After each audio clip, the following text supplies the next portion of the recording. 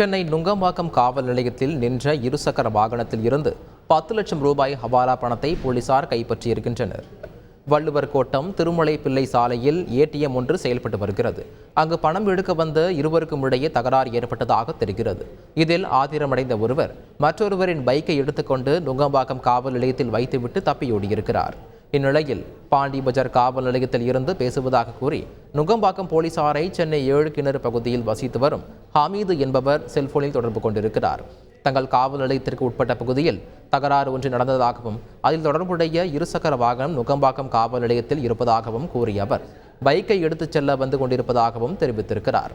இதன்படி நுங்கம்பாக்கம் காவல் நிலையம் வந்த ஹமீதிடம் இருந்து பைக் சாவியை பறிமுதல் செய்த போலீசார் பைக்கை சோதனை செய்தபோது அதில் இருந்து 10 லட்சம் ரூபாய் ஹவாலா பணத்தை கைப்பற்றியிருக்கின்றனர். இந்த சம்பவம் பரபரப்பை ஏற்படுத்தியிருக்கும் நிலையில் ஹமீதிடம் போலீசார் தீவிர விசாரணை நடத்தி வருகின்றனர்.